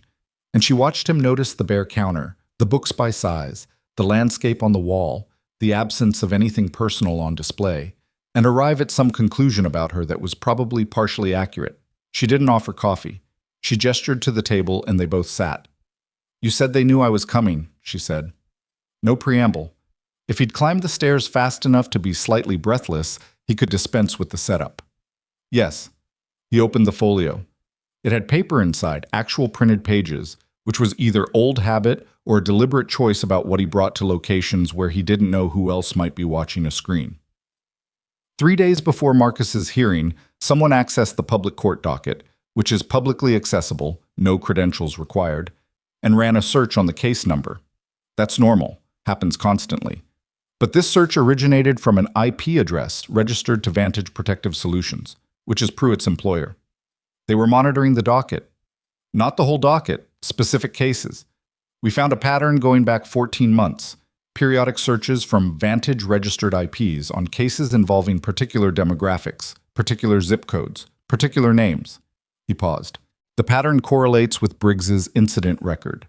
Every person Briggs had a documented interaction with in that period, when we went back and cross-referenced, had appeared on the docket in a case that was searched from a Vantage IP in the preceding week. Nia sat with that for a moment. The precision of it. The architecture. This was not a bailiff with bad habits and a commissioner running cover. This was a system, designed, maintained, deliberately fed. They were selecting targets, she said, selecting and briefing. We believe Pruitt or someone at Vantage was pulling names from the docket and providing Briggs with advance information about who would be in the courthouse on a given day, who to approach, who would be, in their assessment, unlikely to push back effectively. Why? Osei looked at her directly. Because Briggs wasn't working alone and he wasn't working for free. We found accounts, offshore, layered, but not well enough layered, that received regular deposits from a shell entity traced back to a property management company that Commissioner Veck's son-in-law owns a 40% stake in. He let that land. Briggs was being paid. The arrangement, as best we can reconstruct it, worked like this. Briggs identified and harassed individuals in the courthouse, generated incident reports, and those reports, when they involved civil actions or personal injury claims, were quietly redirected through a specific legal referral network that kicked fees back up the chain. She understood immediately. He was manufacturing defendants, and occasionally complainants when someone pushed back and could be charged. Either way, money moved. It had been moving for at least 3 years. Nia looked at the table surface for a moment, a scratch across the wood near the far edge, old, from before she'd moved in. She'd noticed it the first time she sat here and never done anything about it. I wasn't a random selection, she said. You said that on the intercom. Why me, specifically? Osei turned a page. Your nephew's case had been on the docket for 11 days. Vantage pulled the search on day 3. Marcus Brooks, the address, the case type, standard pull. He paused. But when Pruitt ran Marcus's name, something else came up. A civil claim, unrelated to the traffic case, that Marcus had filed 8 months ago against a property management company for uninhabitable conditions in an apartment he'd rented. He looked up. The property management company was one of 3 managed by the same LLC that has the financial relationship with Vec's son-in-law. The room went very quiet. Marcus filed a housing complaint against a company that's financially connected to Vec, Nia said. A complaint that was pending and had recently been assigned to a mediator. A complaint that, if it proceeded and Marcus won, would open discovery on that LLC's tenant practices, which our financial analysts believe would expose a pattern of violations that the LLC has been settling quietly for years to avoid exactly that kind of scrutiny. They needed Marcus to have a bad day at the courthouse, she said. A confrontation, something that could be used to pressure him to drop the complaint, or discredit him, or give Vec's people leverage. Osei's voice was level. What they didn't account for was you. You weren't in the docket. You weren't announced. Marcus called you 2 nights before the hearing, personal call, no record, and you showed up. He turned another page. Pruitt flagged you at the scanner because of your appearance, which fits the profile of individuals Briggs had been briefed to target. He didn't know who you were. He just saw someone he thought Briggs could use to escalate the situation around Marcus, make it messier, generate more of a record. Nia thought about Briggs walking toward her across the gallery. The deliberate angle, the ID check, the seat change, all of it running on a script he'd run before, against people who hadn't known it was a script. How many people? She said. Osei was quiet for a moment. That we can document clearly? 19 over 14 months. Individuals who had cases or complaints that intersected with Vec's financial interests, who came to this courthouse, and who had documented negative interactions with Briggs that resulted in some form of legal consequence or complaint withdrawal. He closed the folio. There are probably more. We're still pulling records. 19 people. She looked at the scratch on the table. What do you need from me? She said. Your statement, which Nwosu has, we're coordinating with the IG office. He leaned forward slightly. And a decision. The FBI case is strong enough to move forward without you as a named complainant. But if you're willing to be the lead complainant in the civil rights filing, the case becomes significantly stronger. You have documented evidence, credible witnesses, security footage, and, he paused, a service record that will make it considerably harder for Vec's legal team to construct a counter-narrative. They'll try. They're already trying. Vec issued a statement this morning calling the IG investigation politically motivated. His lawyer has filed a motion to have the footage reviewed by a third-party evaluator before any charges are filed. Osei's expression didn't change. The motion was filed at 7:15 this morning, which is 90 minutes before the footage was publicly released. He knew it was coming. Someone in the county structure told him. Osei held her gaze. Chief Brooks, the leak problem is real. There are people in positions around this case who are still reporting to Vec or to individuals connected to him. We've identified 2 probable sources, but we're not in a position to move on them yet without tipping the broader case. She nodded slowly. So anything I discuss with county-level personnel should be treated as potentially accessible to the other side. Yes. He paused. The IG office and the FBI Civil Rights Division are clean. Ndiosu's team is clean.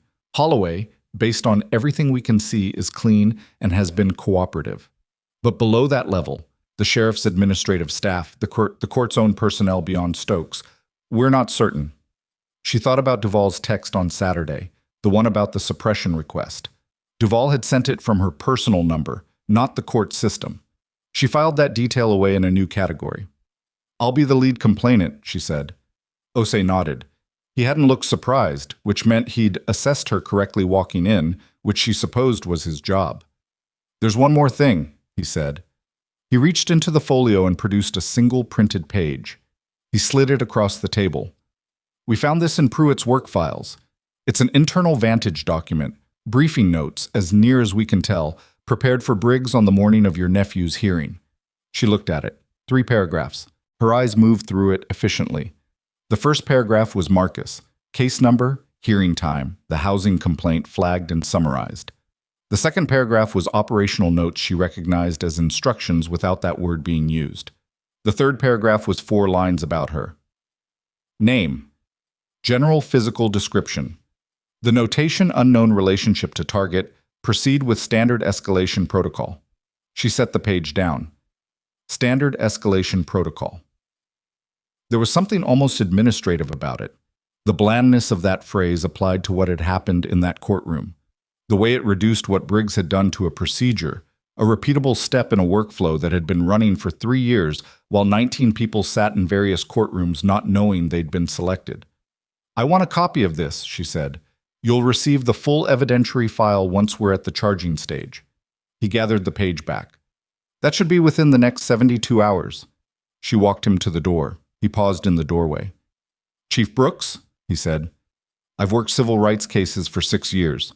The ones that hold together, the ones that actually go all the way, they hold because someone at the center of them doesn't flinch." He said it without flattery, the way someone states a structural fact. "I wanted you to know we understand what we're asking you to hold through." She looked at him. "I've held through worse rooms than this one," she said. "Do your job well." He nodded once and went down the stairs. The 72 hours that Osei had described did not move the way 72 hours normally did. They had the compressed, overloaded quality of operational tempo, too much incoming information arriving in too short a window to process cleanly in sequence. The footage was now on every major platform and had been viewed, according to a text from Tara Kim, who was apparently tracking it, over 4 million times by Thursday evening. The comment section she didn't read, because comment sections were not data, but the broad character of the public response was apparent from the summary Tara sent, overwhelming and specific in its anger about Briggs in a way that suggested people were recognizing the behavior rather than just reacting to a single incident. Nwosu called Thursday night and confirmed that the IG complaint was formally filed with Nia as lead complainant. She also confirmed, in the careful language of someone who had cleared the statement with her own legal office, that 2 additional witnesses had come forward since the footage went public, individuals who had had documented interactions with Briggs at the courthouse in the previous 18 months, and who had not filed complaints at the time, but who were now willing to give formal statements. One of them had video on their phone that they hadn't known what to do with. "People were waiting," Nia said. "People were afraid," Nwosu said. "Not the same thing, but close enough." By Friday morning, Vec's legal team had issued 2 more statements, each one more specifically targeted than the last.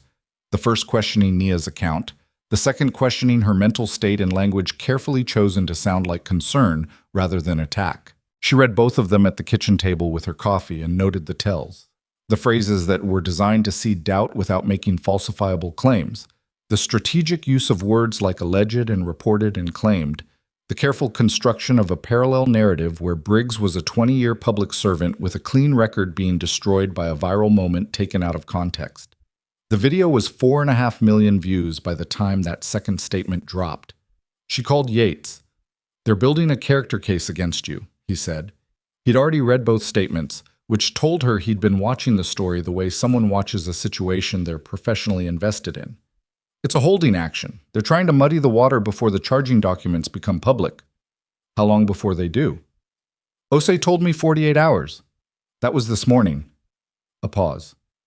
Nia, there's something you should know before it comes out in the filing." His voice shifted slightly. Not softer.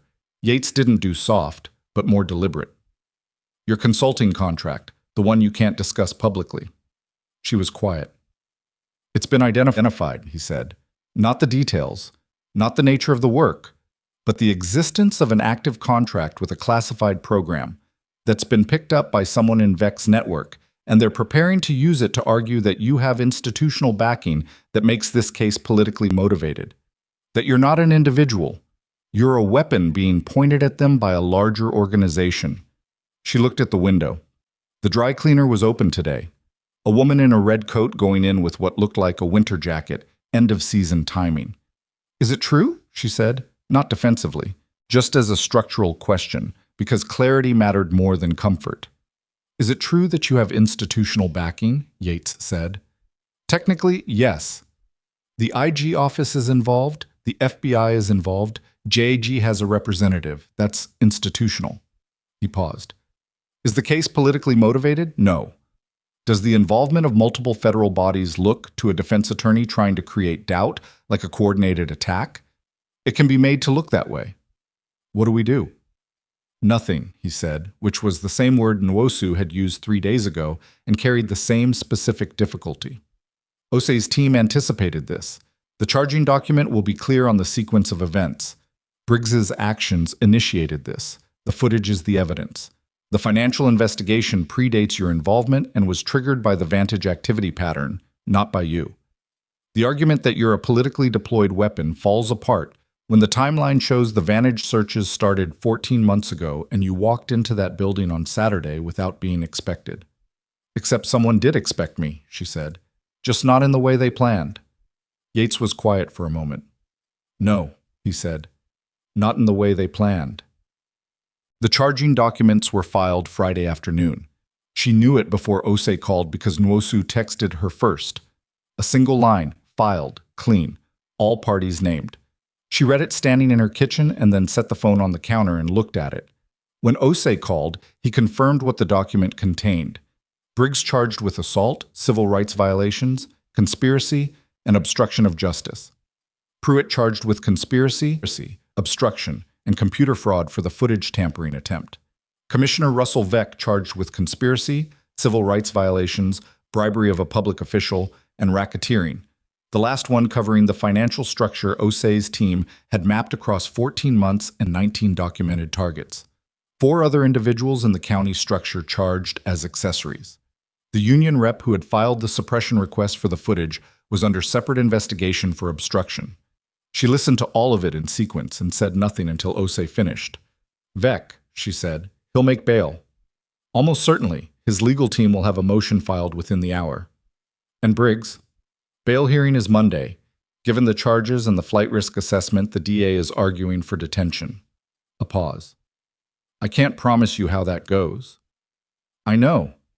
She did know. She knew the specific gap between charges filed and consequences delivered, and she knew it had a width to it that the clean language of a charging document didn't convey. Vec would bail out, and his lawyers would spend months building motions. Briggs would have his union and whatever remained of his network working the angles. This was not over because documents had been filed. Documents were the beginning of over, not the thing itself. Chief Brooks, Osei said, the housing complaint. Marcus's complaint against the LLC. She'd have been waiting for him to get to this. When the LLC is named in the conspiracy charges, which it is, as a vehicle for financial fraud, the civil claim Marcus filed automatically gets elevated to federal jurisdiction. The mediation he was assigned to is suspended.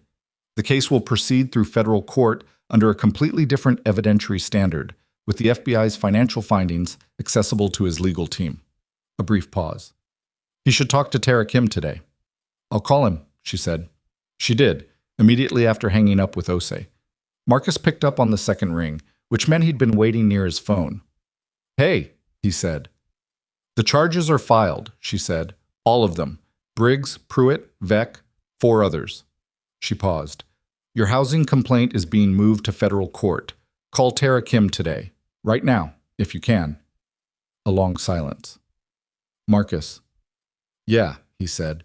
His voice was doing the thing again, the controlled thing over something that wasn't controlled underneath. Yeah, I'll call her. The LLC tried to use your case to pressure you, she said. That's part of the federal charges now. You weren't the problem. You were the target. I know that, he said, and then, quieter. I think I knew something was weird when they kept delaying the mediation date. I just thought it was, I don't know, how these things go. It was deliberate, she said. It's documented. Let Tara Kim work with it. Another silence. Then, Aunt Nia. Yeah. The footage. 4.5 million people watched you. He stopped. I keep thinking about you sitting in that gallery waiting for my case to be called and not knowing any of this was... I keep thinking if you hadn't come... But I came, she said.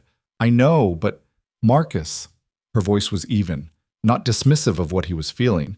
She was aware of what he was feeling, and she didn't think it was wrong to feel it, but she needed him to stay with her rather than with the alternate version of Saturday. I came. It happened the way it happened. Call Tara Kim. Okay, he said. Today. Today, yes. I'm calling her when I hang up. She believed him. She hung up and stood in the kitchen for a moment in the quiet, and then she went to the window and looked at the street. The woman in the red coat was coming out of the dry cleaner, her winter jacket now in a garment bag over her shoulder. End-of-season errand completed, moving on to the next thing on a list that had nothing to do with any of this. The bail hearing for Vec on Monday morning produced an outcome. Nobody on Osei's side was entirely satisfied with, but nobody was surprised by. He made bail at an amount that was significant but not prohibitive for a man of his resources, surrendered his passport, and was fitted with an ankle monitor that he would spend the next several days having his lawyer complain about in public statements. His lawyer's Monday afternoon statement described the charges as a politically orchestrated assault on a dedicated public servant and used the word unprecedented 4 times. Briggs was detained. The DA's argument held, primarily because the flight risk assessment was bolstered by evidence that he had accessed his bank accounts 3 times in the 48 hours between the IG filing and his arrest. Not withdrawals, just access, as if he'd been considering it and hadn't moved. It was enough. He was held pending trial. She learned about Briggs's detention from Nwosu, not from the news, because Nwosu called her on Monday afternoon with a tone that was, by Nwosu's standards, almost something you could call warmth. I thought you'd want to know before it hit the press, she said. Thank you, Nia said. How are you doing? It was a question Nwosu had not asked her before in any of their conversations, and the asking of it was its own kind of information about where they'd arrived. I'm managing, Nia said, which was true. She was sleeping, eating, running, staying accessible, and not complicating things. She was doing what you did in the interval between the thing happening and the thing concluding, which was not the same as being fine, but was adequate. The press is going to escalate again when the arraignments are scheduled, Nwosu said, probably midweek. I know. Is there anything you need between now and then? She thought about it honestly, rather than reflexively. I need the consulting contract question to be addressed in the record, she said. Vec's team is going to use it. I want it handled cleanly before they get to the courtroom with it. Yates and Jag are working on a declassification summary, not operational details, just the nature of the work and the timeline, enough to establish that your involvement in this case was not directed or anticipated by any institutional body. Nwosu paused. It'll be in the public record by Wednesday. That's good. One more thing. A pause that had something in it. Hayden found something yesterday. In the 14 months of Vantage docket searches, there are 3 cases that were searched but never resulted in a courthouse incident. 3 people Briggs apparently passed on. Why? 2 of them, we don't know yet, may have settled or withdrawn before the hearing date. The 3rd one, Nwosu stopped for a fraction of a second, which was unusual for her. The 3rd one withdrew their case 2 days before the scheduled hearing. The case was another LLC tenant complaint. Different LLC, different address, same financial network as Vec's son-in-law's company. She paused again. The complainant withdrew because they received an anonymous letter at their home address. We found it. They'd kept it. The letter said that pursuing the complaint would have consequences for their family. The word family sat in the room. They had kids, Nwosu said. 2 of them. They withdrew. Nia was quiet. That's a separate federal charge, Nwosu said. Witness tampering and intimidation. It's being added to Vec's indictment. Her voice was precise and controlled. But I wanted you to know the full scope of what you walked into, Chief Brooks, and what you didn't walk away from. Wednesday came with the arraignments and the press cycle Nwosu had predicted, and the declassification summary entering the record, and the day had the quality of a system producing output. Things moving in sequence, each step generating the next. The weight of documented evidence, doing the slow and unglamorous work of what accountability actually looks like in practice, which is almost nothing like what it looks like in the imagining of it.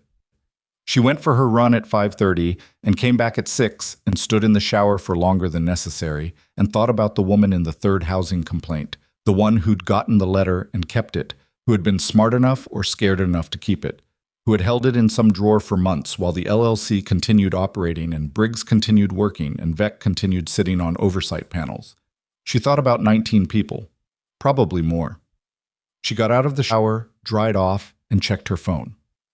3 texts, 2 from journalists whose numbers she'd blocked and 1 from Marcus that said Tara Kim is phenomenal. Federal court date set. You were right. A missed call from a number she didn't recognize with a Virginia area code.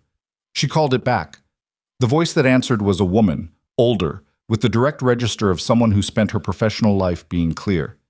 Chief Brooks, I'm Deputy Inspector General Carla Weston. I've been overseeing Commander Nwosu's team on this matter. A pause. I wanted to speak with you directly about something that came to our attention this morning. Yes, ma'am. Vincent Pruitt made a proffer agreement 40 minutes ago. He's agreed to provide testimony in exchange for a sentencing reduction. Another pause. In his proffer, he disclosed the identity of the individual inside the county structure who has been providing information to Vec's team throughout this investigation, the source of the leaks. She stopped. Chief Brooks, the individual is someone you've had direct contact with during this process. Nia waited. It's Lieutenant Holloway, Weston said. The silence in the apartment was absolute. Holloway has been feeding case information to Vec's legal team since Saturday evening, Weston said. Every update, every development, every name that crossed his desk, including yours. She paused. Including the information about your consulting contract, which Vec's team had before we'd addressed it publicly.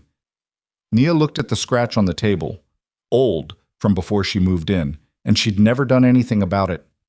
He was the one who authorized the copy of the footage to be transferred to the department server, she said. Yes. And he called Nwosu. He made the call that started your involvement. Yes. Weston's voice was careful. We believe that was not altruistic. We believe he made that call because he assessed that federal involvement was inevitable, given your service record, and that positioning himself as cooperative was preferable to being caught. He was managing his exposure. A pause. He underestimated Pruitt's willingness to deal. Nia was quiet for a long moment. Holloway, in that conference room, turning the tablet so she could see the footage. Holloway, telling her about 11 years, saying I know how he meant it in a way that had seemed like conscience and had been something else entirely. Holloway, whose expression on the second viewing of the footage had shifted in a way she'd read as confirmation of something he'd been avoiding, and which she now understood was the expression of a man calculating how to survive what he was watching. He's being arrested this afternoon, Weston said. I wanted you to know before it happened. Thank you, Nia said. Chief Brooks. The deputy IG's voice shifted, took on a quality that was direct without being official. I've been doing this work for 22 years. This case, the scope of it, the number of people affected, the duration, it's one of the more complete pictures of institutional corruption I've encountered at the county level. She paused. And it came apart because one person walked into a courthouse on a Saturday morning and didn't act like a target. Nia said nothing. That's not a small thing, Weston said. No, Nia said. It's not. She ended the call and sat at the kitchen table with her hands flat on the wood and the scratch running beneath her left palm. And outside the window, the street was doing its ordinary morning thing, entirely indifferent and entirely continuous, and the dry cleaner was opening its shutters for the day with the sound of metal running in a track, which was the sound of a normal morning in a city where 19 people had been targets, and one of them hadn't cooperated with the design. Her phone buzzed. A text from Nwosu. Holloway. I know. I'm sorry we didn't catch it sooner. She typed back. You caught it. She set the phone down. Somewhere across the city, the man who had told her not to talk right now, Daniel, was in a cell. The man who had built a system around him was in his house with an ankle monitor and lawyers working phones. The man who had been managing his exposure since Saturday evening was about to be arrested by the people he thought he'd been cooperating with, and the folder of evidence that had been handed up the chain with his name on it was already in a format that would outlast every motion his attorney would file. And the housing complaint that had started the whole chain, Marcus's complaint, the one filed 8 months ago about an apartment with mold and a heating system that didn't work, and a landlord who never answered, was in federal court, with the FBI's financial records available to his legal team, and Tara Kim was phenomenal. Nia got up, refilled her coffee, and looked at the window. There was still a trial to come, probably more than one. The gap between charged and convicted had its specific width, and she knew exactly how wide it was. Vex's lawyers were going to be expensive and patient, and they were going to try every angle available to them. And some of those angles were going to require her to sit in rooms and answer questions and be looked at by people who were paid to construct doubt. She was not looking forward to it. She didn't pretend to herself that she was. But the footage was in the record. The financial documents were in the record. The letter sent to the woman with 2 children was in the record. Pruitt was talking. And Lieutenant Holloway, who had positioned himself as cooperative and managed his exposure and underestimated the wrong person, was about to find out that the structure he'd been protecting had already filed his name under evidence. Her phone buzzed again. This time it was a number she didn't recognize, a 703 area code, and when she picked it up, the voice on the other end introduced itself as the office of Senator Dianne Fallow, chair of the Senate Subcommittee on Civil Rights and Judiciary. Chief Petty Officer Brooks, the aide said, the senator would like to request your participation in a closed-door briefing next week regarding institutional civil rights protections in county-level judicial systems. Your experience and service record make you a uniquely positioned voice in— Can you send me the details in writing? Nia said. Of course. I'll review them and respond within 24 hours. She ended the call, stood at the window with her coffee. The morning was fully underway now, the dry cleaner open, traffic building on the street below, a delivery truck double-parked in a way that was going to annoy everyone for the next 20 minutes. A senator's office. Because a bailiff had grabbed her arm in an open courtroom. She thought about the woman in the gray hoodie and scuffed sneakers who had walked through the metal detector on Saturday morning, looking like nobody in particular, and she thought about Briggs watching her come through the gallery and making his calculation. And she thought about all the other people he'd made that calculation about.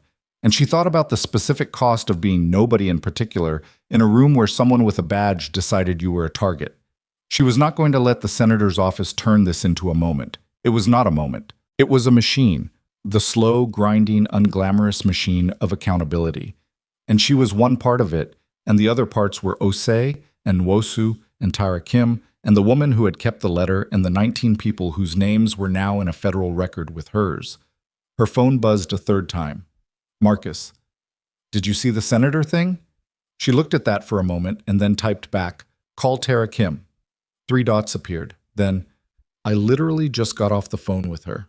Then, she said the same thing you always say, let the process work. Then, is that like a military thing or a you thing? Nia looked at that and felt something in her chest that was not quite a smile but was in the same neighborhood.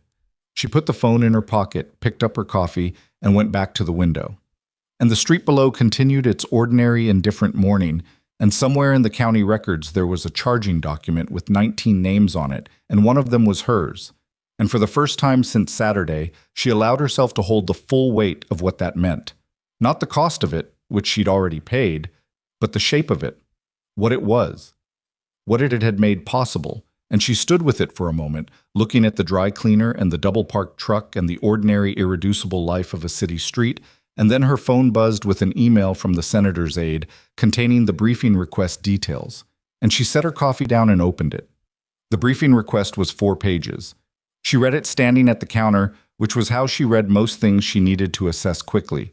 Something about remaining upright kept her from settling into the document too comfortably, kept the critical distance she needed. The language was careful, senatorial, the kind of prose that had been through 3 staff edits and a legal review and still managed to say something real underneath all the careful. Senator Fallow wanted testimony about systemic gaps in civil rights oversight at the county judicial level. She wanted it from someone who had experienced those gaps directly and who had the credibility to make the testimony stick in a chamber where half the room would be looking for reasons to dismiss it. She put the phone down and finished her coffee, and then called Tara Kim. I saw it, Tara said before Nia could say anything. Senator Fallow's office reached out to me this morning, too. She's building something. Not just a hearing, a record. She wants a paper trail that survives the news cycle. Is it worth doing? Is it? Tara stopped. Yes. Chief Brooks, yes. What Osei's team built is a criminal case. What Fallow is building is the infrastructure that makes the next VEC harder to construct. Those are different things, and they both matter. I know they're different things, Nia said. I'm asking if my participation is worth doing or if it becomes a platform issue. Tara was quiet for a moment, the silence of someone giving the question actual consideration rather than reassurance. There's platform risk, she said. Your name is attached to a viral footage moment and a federal indictment and a naval special warfare background, and all of those things are going to make some people in that room see you as a symbol instead of a witness. That's real. A pause. But symbols with documented evidence and a clean factual record are harder to dismiss than symbols alone. You're not just a story. You have an evidentiary trail behind you that Fallow's team can actually work with. Okay, Nia said. Okay, you'll do it? Okay, I'll respond to the aide in writing today and ask for the specific scope and parameters before I commit. Tara made a sound that was close to a laugh. That's the most operator answer I've ever heard to a political question. I'm not a political person. No, Tara said. That's exactly why they want you. The trials did not move the way television suggested trials moved, which was something Nia had understood intellectually and now experienced in the specific, textured, deeply unglamorous reality of it. There were delays, continuances filed, motions argued, a change of venue request from Vec's team that was denied, then appealed, then denied again at the appellate level. There were months in which nothing visible happened, and the machinery of the federal judiciary worked its slow and necessary processes in rooms she wasn't in, on documents she hadn't read, toward outcomes that were not yet determined. She kept her job. The consulting contract that Yates oversaw continued, which was not the outcome she'd spent the first 2 weeks expecting. She'd half assumed that the visibility would become professionally untenable, that the people who hired her for the particular quality of work she did would find the footage and the press and the Senate subcommittee request incompatible with the kind of low profile that work required. Instead, Yates called her 3 weeks after the arraignments and said, in the same tone he used for operational updates, that her contract had been extended and that 2 people above his pay grade had specifically noted that the incident had demonstrated a quality of judgment under pressure that was consistent with her value to the program. She didn't know how to respond to that, so she said, "Thank you, sir." And he said, "Don't thank me. Just don't make it a habit of ending up in viral footage." And she said, "I'll do my best," and she meant it. Marcus's federal case moved faster than the criminal trials, partly because the evidentiary foundation from Osei's financial investigation was already established, and partly because the LLC, once named in the federal conspiracy charges, made the strategic decision to settle the tenant complaints, rather than litigate them, in an environment where their financial records were already in a federal database. The settlement came in the 8th month, not everything Marcus had originally asked for, but substantially more than what would have happened if the mediation had proceeded as originally designed. And the LLC was required as part of the agreement to submit to a third-party audit of their rental properties, which Tara Kim explained to Marcus was actually the more significant outcome because it would affect people whose names none of them knew. He called Nia the afternoon the settlement was finalized. She was in the middle of something she couldn't describe and had to call him back 2 hours later, and he picked up immediately and said, "It's done," before she could say anything. "I know," she said. "Tara texted me." Of course she did. A pause. "The audit thing," she said that's the part that matters most. "She's right." "I know she's right. He stopped, started again. "I filed that complaint because the heat didn't work, and there was mold behind the bathroom wall, and my landlord told me I was imagining things. I didn't file it because I was trying to expose a county-level corruption network." "No," she said. "You filed it because the heat didn't work." "Right. That's how it usually goes," she said. "Someone files something ordinary and it turns out to be the edge of something larger. You didn't need to know the whole shape of it to file the right complaint." A silence. "Is that how it works in—" He stopped. "In what you do?" "Sometimes," she said. "Someone sees something small and reports it. Doesn't know why it matters. Later it matters." He was quiet for a moment. "I've been thinking about going to law school," he said. She hadn't expected that. She let it sit for a second. "Yeah?" "Tara Kim spent 8 months on my case, and she never made me feel like I was wasting her time. Not once. And I was a 22-year-old with a traffic violation and a mold complaint." He paused. "I want to do that." "Then do it," she said. "Just like that? Do you need me to make it more complicated?"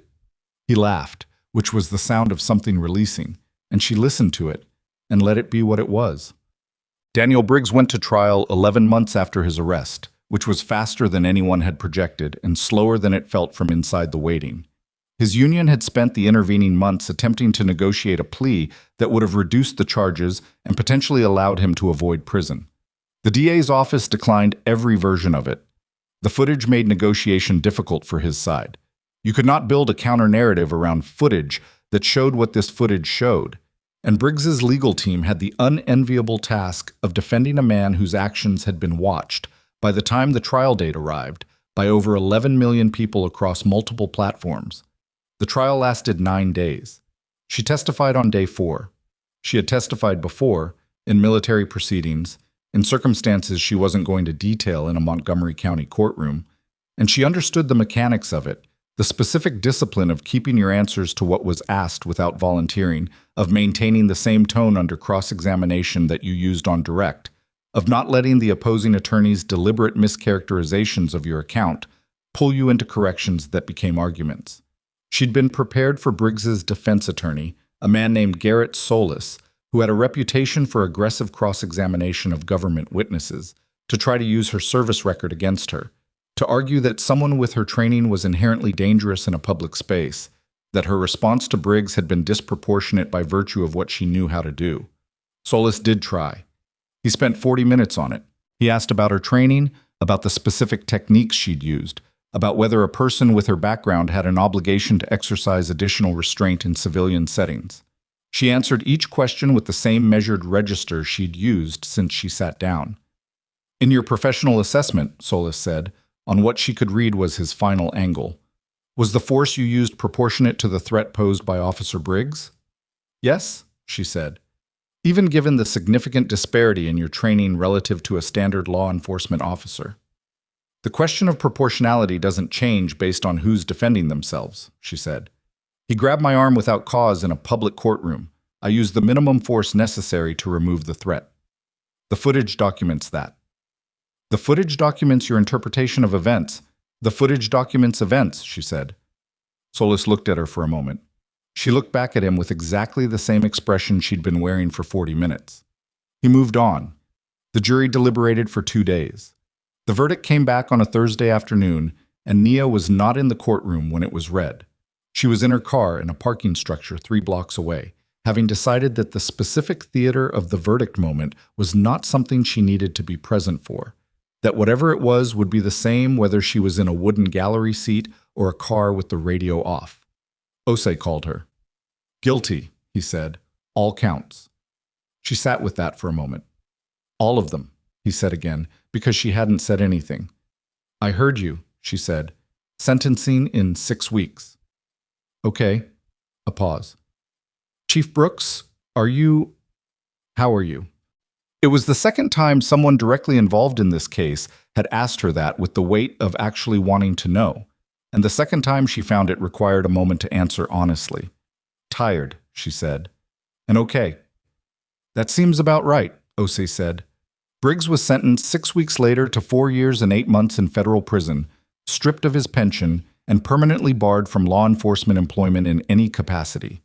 The sentencing judge, a man named Alan Correa, who had a reputation for brevity, said from the bench that the evidence had established not just a pattern of misconduct, but a deliberate exploitation of an institution that existed to protect people, and that the sentence reflected the specific harm of a person using public authority as a private weapon. She read the sentencing report the following morning in the same chair at the same kitchen table with the same scratch in the wood under her left palm. The man who had leaned close enough for her to smell the coffee on his breath and told her to know her place would spend the next several years in a federal facility, and his pension, the thing he'd spent 20 years building, was gone, and the badge that he'd used like a permission slip for 11 years of this was gone, and none of that was enough, and all of it was something, and she sat with the gap between those two facts and let it be the complicated thing it was. Vec's trial came 4 months after Briggs's sentencing, and it was substantially longer, substantially more complex, and substantially more public. He had resources Briggs hadn't had, and he used them. A legal team of 6, an extensive public relations effort that framed the charges as political persecution, a series of character witnesses that included two state legislators who would later have reason to regret that association. The trial ran 22 days and generated the kind of daily press coverage that turned courthouse steps into a location that news cameras returned to every morning. Nia testified on day 9. The question she faced from Vec's lead attorney, a woman named Constance Mayer, who was considerably more skilled than Solis and considerably more careful about which angles she pursued, were more procedural, focused on the chain of events, on what Nia had known and when, on the connection between her testimony and the federal investigation. Mayer was trying to make Nia look like a participant in a coordinated government action rather than a person who had come to a courthouse on a Saturday morning for her nephew. The timeline made that argument difficult. Mayer knew it. She didn't pursue it long. What Nia remembered afterward was not the testimony itself, but a moment just before she was called. Sitting in the hallway outside the courtroom on a bench that was identical in feel to the bench in courtroom 4B where she'd sat 14 months ago, waiting, hands in her lap, and thinking about the 19 people. Thinking about the third woman, the one with 2 children, who had kept a letter in a drawer because she didn't know what else to do with it, who had withdrawn her complaint and lived with that, and then learned that it had been found and entered into a federal record, and that she hadn't been wrong to be frightened, and she hadn't been wrong to keep the letter, and that the people who had sent it were now on trial in a federal courtroom 22 days deep into a case that was dismantling everything they'd built. She thought about that woman for a while. She didn't know her name. It was in the record under a protective order. She hoped she knew about the trial. She hoped someone had told her. The verdict in Vec's case came back guilty on conspiracy, civil rights violations, bribery, and racketeering. The fraud counts were split, guilty on 4 of 6, not guilty on 2, which Osei told her afterward reflected the jury's assessment of the documentary evidence on specific financial transactions, rather than any ambiguity about Vec's overall culpability. The sentencing came 8 weeks later, 11 years federal, forfeiture of assets traceable to the scheme, removal from all public office, and a lifetime ban from any position of governmental authority. His lawyer immediately filed a notice of appeal. That was expected. Appeals were part of the machine. She didn't hear about it because she was in a different city doing work she wasn't going to discuss, and Osei sent her a text that said simply, "Vec sentenced. 11 years. All details to follow, and she read it on a phone with her thumbprint on the lock screen and filed it in the category of things that had resolved and returned her attention to the thing in front of her. Pruitt, who had cooperated, received 18 months and served 13. She had no particular feelings about that beyond noting it as an outcome. Holloway, whose arrest had landed harder on everyone who'd worked with him than any other development in the case, because betrayal always does, it has a specific weight that ordinary wrongdoing doesn't, was convicted of conspiracy and obstruction and sentenced to 3 years. She had complicated feelings about Holloway that she didn't try to simplify. He had been the one who authorized the copy that saved the footage. He had been doing it to protect himself, and he had also made a call that, whatever his reasons for making it, had initiated the federal involvement that brought the whole structure down. She held both of those things at the same time and didn't resolve them into something cleaner than they were, because they weren't clean, and she'd stopped expecting things to be. Senator Fallow's closed-door briefing happened 6 weeks after Nia testified in Briggs's trial, in a Senate office building room with high ceilings and the particular stillness of a space that took itself seriously. There were 11 senators present, 4 staff members, 2 representatives from the Justice Department, and Osei, who was there as the lead federal investigator and who gave Nia a short nod when she came in that communicated everything a longer exchange would have. She spoke for 40 minutes without notes. She described what she had experienced and what the investigation had revealed, and what the gap between those two things contained.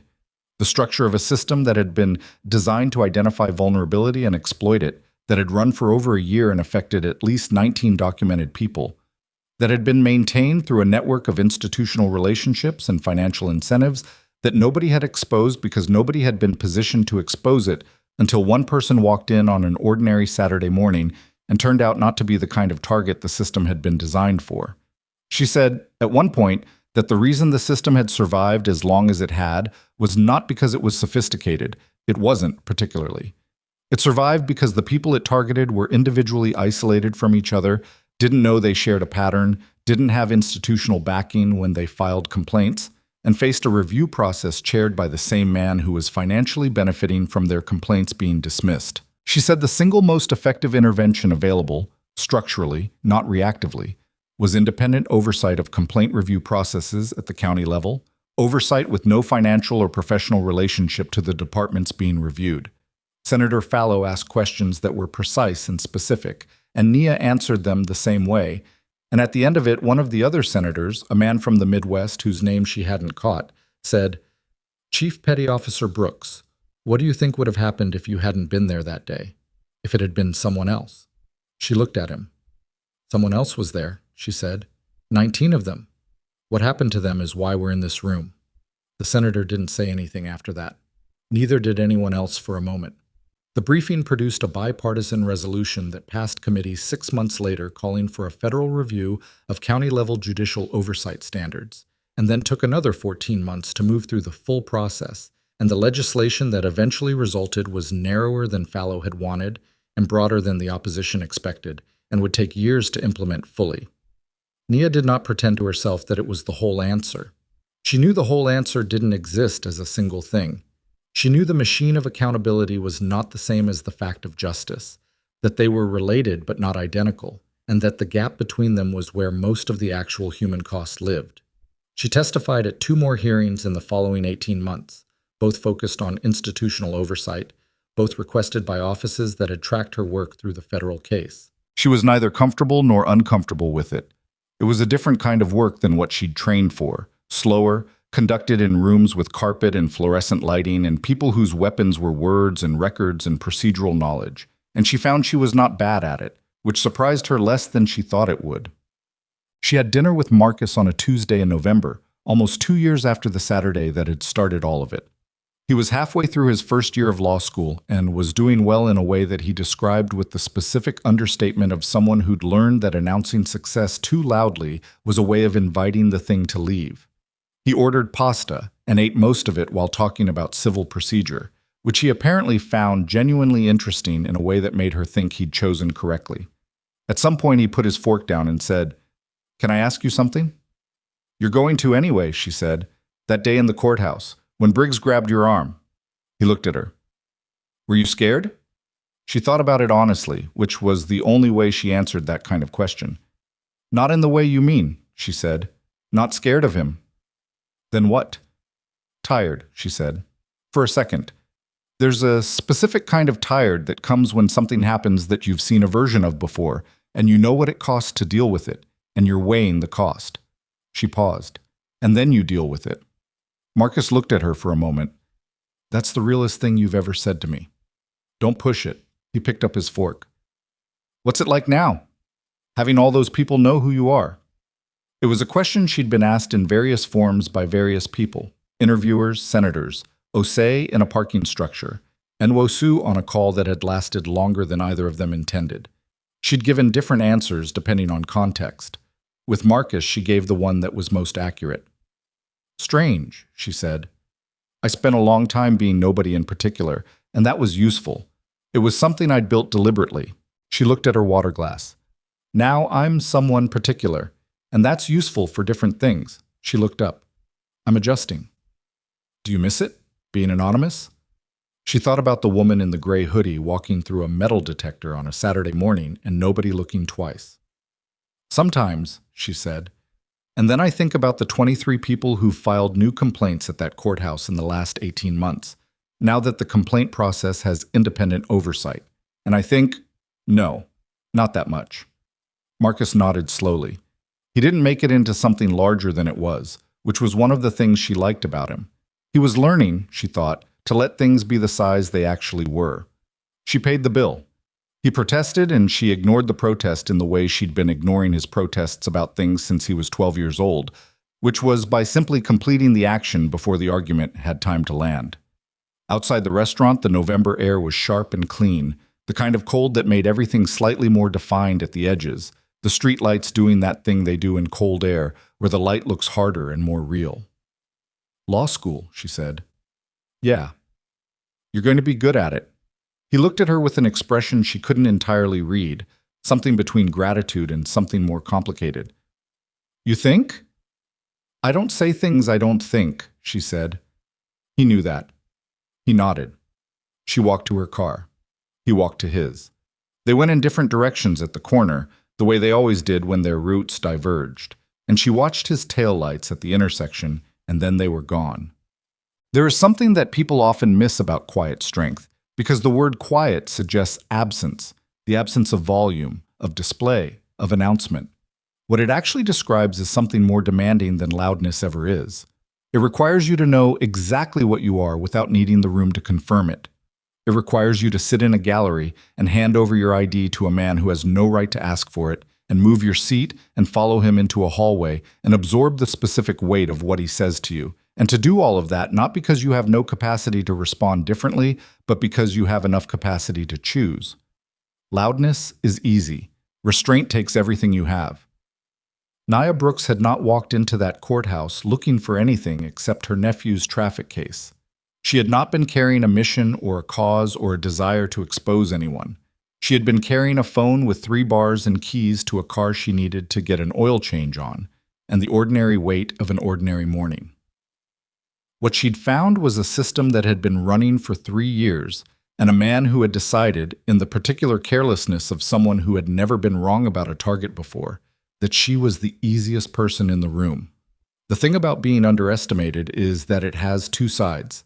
There is the side that costs you, the indignity of it, the exhaustion of it, the specific grinding weight of being seen as less than what you are by people with enough authority to act on that misperception. The cost is real and it accumulates, and Nia knew it and had always known it and would know it still after all of this was done, and the press had moved on and the trials were in the past, and the names of the people involved were fading into the category of cases that resolved. But there's the other side. The side where the person who dismissed you is still running the calculation of what you are when you've already finished running the calculation of what they are. The side where every assumption they made about your limits became, in the end, their own. She didn't celebrate that. It wasn't a trophy. But it was something true about how certain mornings go, where the person everyone looks past turns out to be the exact person the moment required, not because they were heroic, but because they were prepared and they didn't leave. And when the thing happened, they handled it the way they'd been built to handle things, which was with precision and minimum force, and the particular calm of someone who has been in worse rooms and knows what they are, and doesn't need the room to tell them. She was not the symbol the footage had made her. She was a woman who had gone to a courthouse for her nephew and who had not cooperated with being made into a target. Everything that followed was the consequence of that. The investigation, the trials, the oversight legislation, Marcus in law school, 23 people filing complaints through a process that now had actual independent review. All of it was downstream of one morning and one person who had already decided, before she ever walked through that metal detector, exactly what she was worth. The dry cleaner on her street changed owners in the spring. New signage, same hours, same woman who'd been working the counter since before Nia moved in, and who acknowledged Nia with a nod when their paths crossed on the sidewalk and received a nod back, which was the whole of their relationship and had always been enough. The scratch on her kitchen table was still there. She'd looked at it 100 times across 2 years of cases and calls and courtrooms and hearings, and one dinner with her nephew, and she'd never done anything about it. She looked at it one more evening in late spring with the window open and the first real warmth of the season coming in, and thought about sanding it down, and then she thought about how it had been there before her and would probably be there after, and she let it be what it was, a mark on something that had survived longer than the person who'd made it. And she made coffee and sat down and opened the file for the next briefing request, and the evening came in through the window, and the city outside did its ordinary and different thing, and she read. "That's the recording," Nwosu said. "The attempt was partially successful. The primary file was flagged for administrative hold, which in this system means it gets queued for deletion within 72 hours under a maintenance protocol. It's an obscure function, not documented in the public manual. Someone who knew the system. Did it work? No, because Lieutenant Holloway had already authorized a copy to be transferred to the department server before the flag was entered. The original is still intact, and the copy is secured." Nwosu paused. "But the deletion flag tells us 2 things. 1, someone knew the footage existed and what was on it before the lieutenant's report had been formally filed. And two, someone had enough access to that specific panel and enough technical knowledge of that specific system to attempt to remove it. Nia sat back slightly. Not far. An inch. Maybe less. Briggs was in the courtroom from 9:43 to 9:52. We've confirmed that from multiple witnesses and from the primary footage itself. Nwosu leaned forward and tapped the freeze frame on the figure near the panel. This is not Briggs. The room held that for a moment. Hayden's fingers moved across his keyboard in a quiet, rhythmic series of keystrokes. Who is he? Nia asked. We have a partial facial reconstruction from the angle. It's not sufficient for a confirmed ID on its own. But the lanyard, Nwosu zoomed in on a specific frame, has a badge ID number that Hayden caught on an enhanced still. We ran it. She pulled up a second image on the tablet. It belongs to a man named Terrence Grawl, civilian contractor, assigned to county facilities management. Officially, he does HVAC maintenance and building systems work. She set the tablet down. He has no disciplinary record, clean background, unremarkable file in every respect. But, Nia said, his contractor ID was originally sponsored by a county commissioner named Russell Veck. Nwosu's tone remained level. Commissioner Veck serves on the oversight board that handles disciplinary reviews for the sheriff's department, including, historically, complaints filed against bailiff staff. Nia looked at her. Nwosu looked back. How many complaints against Briggs? Nia asked. Nwosu opened a file on her laptop and turned it. Nia counted the entries. She stopped counting at 11. Dismissed, Nwosu said. Every single one.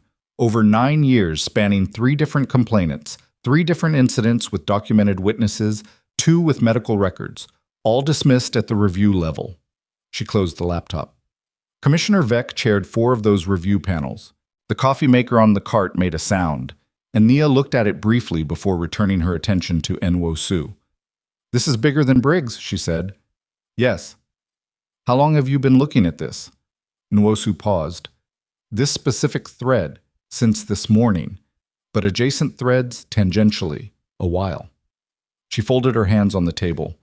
What happened to you today, Chief Brooks, is not an isolated incident. Briggs has a pattern. Veck has a pattern. The dismissals have a pattern. We've been watching for a thread that connected them cleanly enough to pull. She stopped. You were that thread. The words were landed with a particular weight that Nia took a moment to examine. Not are. Not might be.